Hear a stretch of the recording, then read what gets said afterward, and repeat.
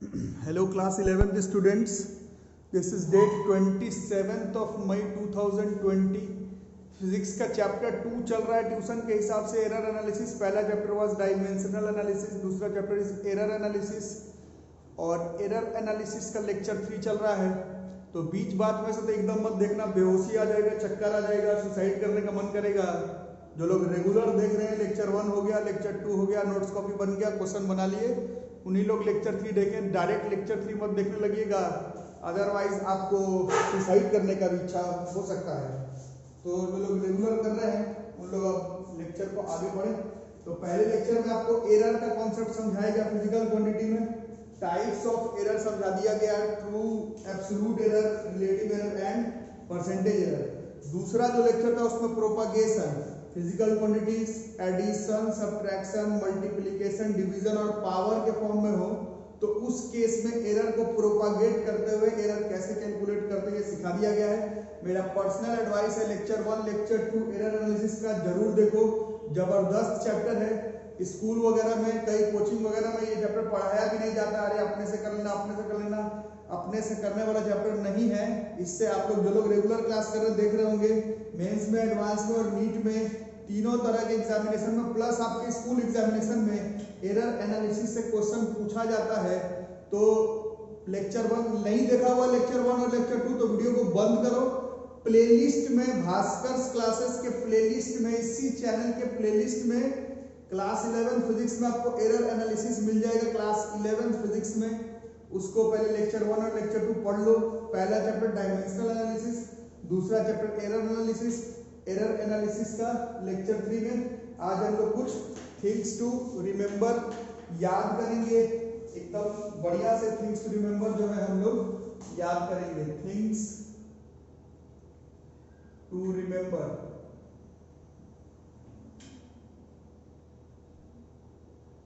Error analysis में कुछ things to remember को हम लोग याद करेंगे, ठीक है। हिंदी में भी नोट्स में अभी जो लिखवा जाएगा वो आप अपने लैंग्वेज में हिंदी में भी नोट्स कॉपी में लिख सकते हैं, ठीक है। पहला नंबर, अगर एब्सोल्यूट एरर मेंशन्ड नहीं है, हिंदी इंग्लिश मिला के जैसे भी लिख लो, एब्सोल्यूट एरर मेंशन्ड नहीं है तो ये वर्ड को ध्यान से देखना, एक्यूरेसी, रिजोल्यूशन, लीस्ट काउंट,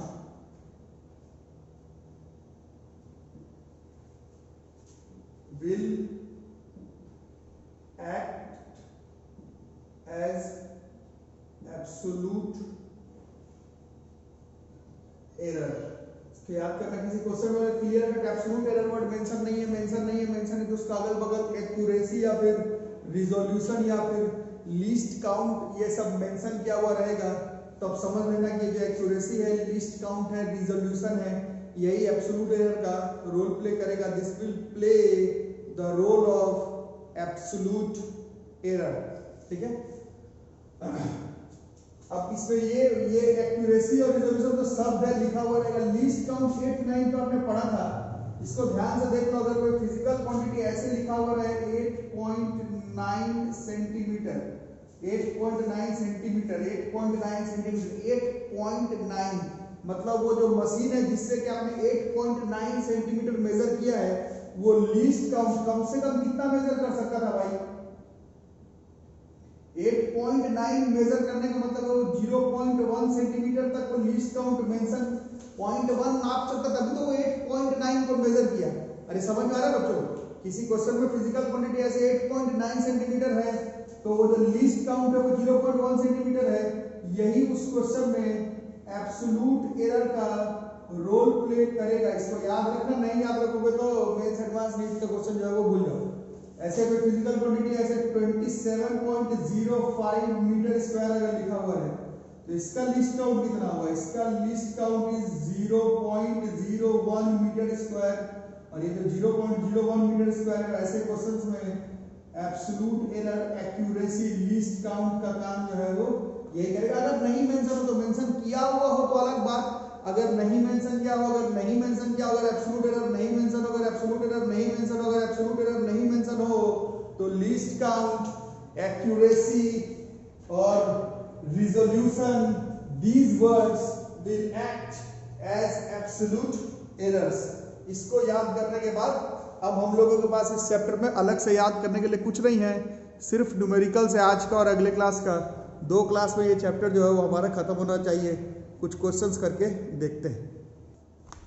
अब इस क्वेश्चन को समझने के लिए देखो बच्चों, यही इस चैप्टर का सबसे इंपॉर्टेंट क्वेश्चन है। ये क्वेश्चन जो इंपॉर्टेंट है वो तो एक अलग ही बात है, क्वेश्चन इंपॉर्टेंट है वो तो अलग बात है, बट जब आप लोगों को, जैसे मैंने कल की क्लास में बुक लेने के लिए बोला था फिजिक्स का, मैथ्स का, जेईई वाला, या फिर जो पैकेज भी मिलेगा ट्यूशन से, एरर का आपके सीनियर्स भी बता सकते हैं आपको, one who are preparing for mains advance and NEET examination, error का 50% से ज्यादा क्वेश्चन इसी फॉर्मूला पर है, time period of a simple pendulum. ये डायमेंशनल एनालिसिस में पढ़े थे, ये टाइम पीरियड है सिंपल पेंडुलम का, time period of a simple pendulum, ये देता है फॉर्मूला 2/√L/G, ठीक है, कैपिटल L by G। अब देखो मेजर्ड वैल्यू, L को मेजर किया तो वैल्यू आया 20 सेंटीमीटर, और उसमें 1 मिलीमीटर का एक्यूरेसी आया, accuracy word, accuracy word, accuracy word, accuracy word, accuracy word, and time for 100 oscillations is found to be 90 second using a wrist watch of, ये देखो रिजोल्यूशन है, रिजोल्यूशन है, एक वर्ड आ रहा है रिजोल्यूशन, रिजोल्यूशन 1 सेकंड का। What is the percentage error in the measurement of g, ये जेईई 2013 में भी आया है, और ये आपके एनसीईआरटी बुक में डेटा समेत यही क्वेश्चन है, तो आपके स्कूल एग्जाम में भी यही क्वेश्चन आएगा। तो इसको किस तरह से अप्रोच करना है ये अभी हम लोग देखेंगे। तो सॉल्यूशन में फॉर्मूला देख लिया आपने, टाइम पीरियड इज 2π√L/G, इसको हम लोग स्क्वायरिंग कर लेते हैं, t² = 4π² L/G, या फिर G = 4π² T टाइम पीरियड है, 100 बार ऑसिलेशन हुआ है ना, एक ऑसिलेशन को पूरा करने में जो टाइम होता है उसको हम लोग टाइम पीरियड कहते थे, ये याद होगा आप लोगों को। तो ये टोटल टाइम आ रहा है, ये 100 बार कंप्लीट ऑसिलेशन, तो 100 टी हो गया, याद है समझ। एक ऑसिलेशन को पूरा करने में जो टाइम होता है उसको टाइम पीरियड कहते हैं। तो इस क्वेश्चन में 100 बार ऑसिलेशन में हुआ है, तो 100 बार टाइम पीरियड, तो इससे टाइम पीरियड की जगह पर हम लोग T/100 लिख सकते हैं। यहाँ पर G के जगह पर क्या मेंशन हो सकता है, 4π² L/T का स्क्वायर करेंगे तो T² × 100 का स्क्वायर 10,000 हो जाएगा। Therefore this G is equal to, this is 40,000 π² L/T², ठीक है, G is equal to 40,000 π² L/T²। अब परसेंटेज एरर का क्वेश्चन है, जो लोग रेगुलर क्लास कर रहे हैं मेरे से, जो लोग मैं अभी भी बता रहा हूं, जो लोग आलतू फालतू कोचिंग बिलियन मीटर्स पर जी ज्वाइन करना है, गोटा जाना है, जाकर के पढ़े, जो मेरे साथ जुड़े हुए जिनको अपने पर कॉन्फिडेंस है कि हम लोग रनिंग पर जेईई क्लियर कर जाएंगे, उन लोग बताओ किस तरह से बनेगा। परसेंटेज एरर है ΔG/G × 100 बराबर, ये सब कांस्टेंट है, एरर आपको पढ़ाया गया है, एरर कांस्टेंट पर नहीं निकालते हैं। तो ये L पर पावर 1 है, यहां से निकलेगा 1 × ΔL/L × 100, डिवाइड हो तो प्लस होगा, पावर 2 है, 2 सामने आएगा, ΔT/T × 100। ΔL is absolute error, और अभी आपको नोट में लिखवाएगा था, अगर एब्सोल्यूट एरर मेंशन नहीं हो तो एक्यूरेसी को ही हम लोग एब्सोल्यूट एरर मान लेंगे। तो ऊपर वाला मिलीमीटर में है, नीचे वाला सेंटीमीटर में है बॉस, तो क्या होता है, 1 सेंटीमीटर में शायद 10 मिलीमीटर होता है, नहीं, तो 1 मिलीमीटर इज 1/10 सेंटीमीटर, तो दिस इज सेंटीमीटर में 0.1, 1 मिलीमीटर इज 1/10 सेंटीमीटर, तो ये 0.1, और L हो गया इसका ट्रू वैल्यू, ये मेंशन है 20, ये सेंटीमीटर में है गुना 100, उस तरह से 2 × ΔT एब्सोल्यूट एरर है टाइम का, जो कि नहीं मेंशन है, तो यहाँ पर रिजोल्यूशन वर्ड है, यहाँ पर रिजोल्यूशन वर्ड है, यहाँ पर रिजोल्यूशन वर्ड है, यहाँ पर रिजोल्यूशन वर्ड है, ये रिजोल्यूशन को ही हम लोग एब्सोल्यूट एरर जैसा ले लेंगे। ये टाइम 90 सेकंड है × 100, तो ये कट जाता है 5 0.5% प्लस 2.2%, दिस इज अप्रोक्सीमेटली 2.7%। यही मेंस में जब आया था 2013 में, तो यही आंसर था। एनसीईआरटी बुक पर 2.7% करके अप्रॉक्स में आंसर दिया हुआ है। सब major question of this chapter है। ये नहीं समझ पाए तो मान के चलो कि आपको कुछ नहीं आया।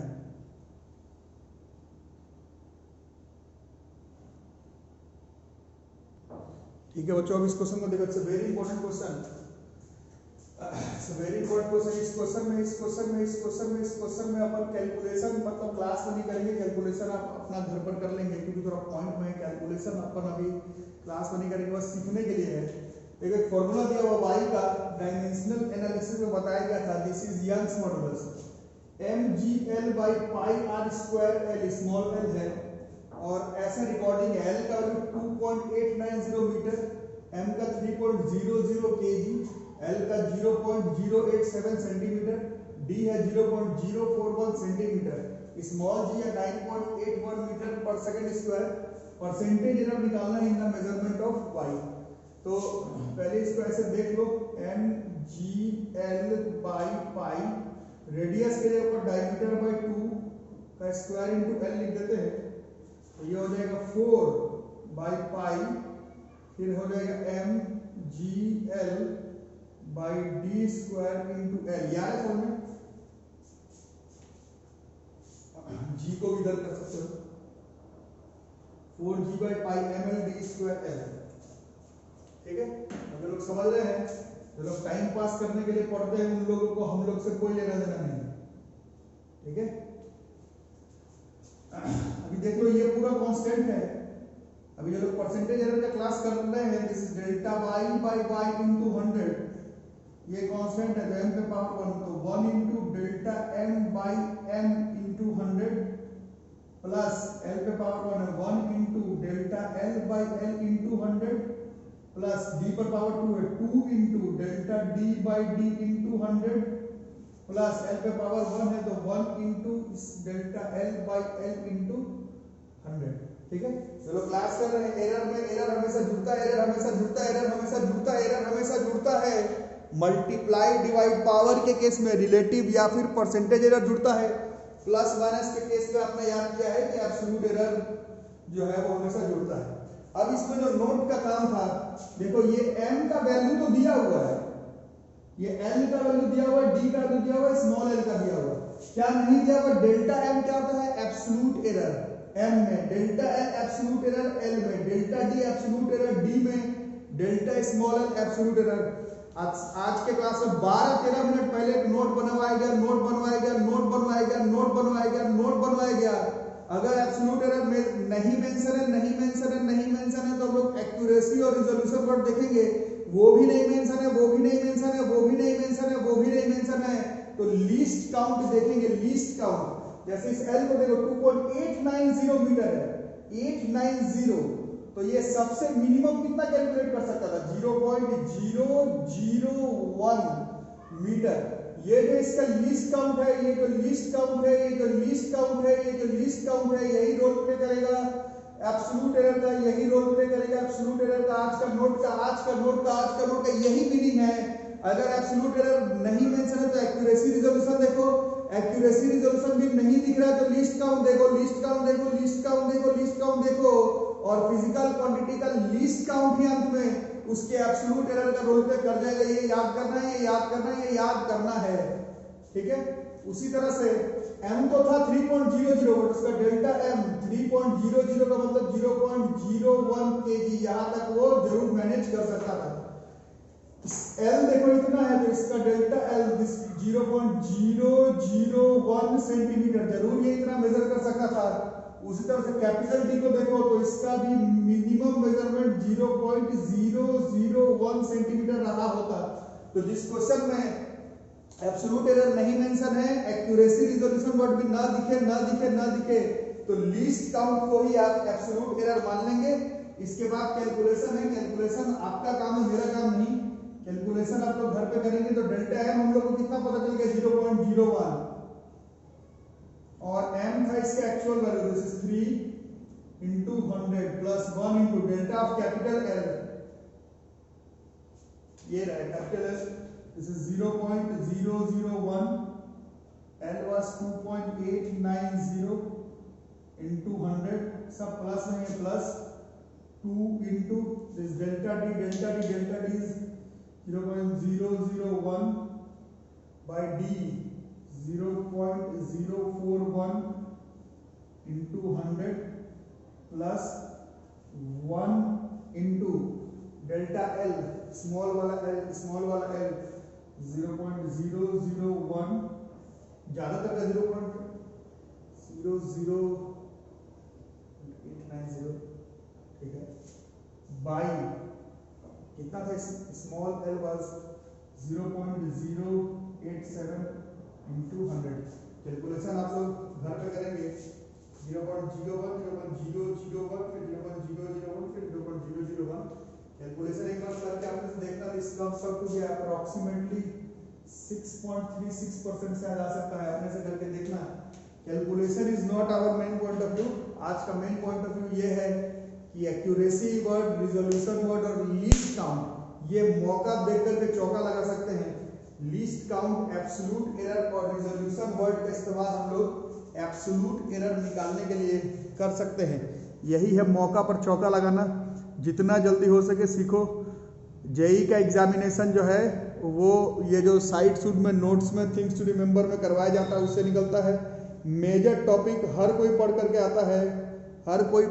आता है बट ये जो सारा इंपॉर्टेंट जो बीच बाच का टॉपिक जिसको याद रहा जेई का एग्जाम उससे निकलता है सबसे नहीं ठीक है इसको नोट करो ठीक है बच्चों तो आज के क्लास में यही सिखाना था आज के क्लास में बस यही सिखाना था क्वेश्चन नहीं करवाना था आज के क्लास में बस आपको किसी भी तरह से ये मेरे को सिखाना था एरर में सारा हो गया एरर में सारा कॉन्सेप्ट हो गया अब सिर्फ 2 क्लास लगेगा सारा न्यूमेरिकल या फिर एक ही क्लास में सारा मेंस एडवांस का नीट का जो भी क्वेश्चन है वो करवा दिया जाएगा सारा कॉन्सेप्ट लिखा दिया गया है ठीक से लेक्चर 1 लेक्चर 2 लेक्चर 3 को देख लो सारा का सारा कॉन्सेप्ट कॉपी में लिख लो काम जो है वो हमारा बन जाएगा ठीक है यहीं तक रहेगा थैंक यू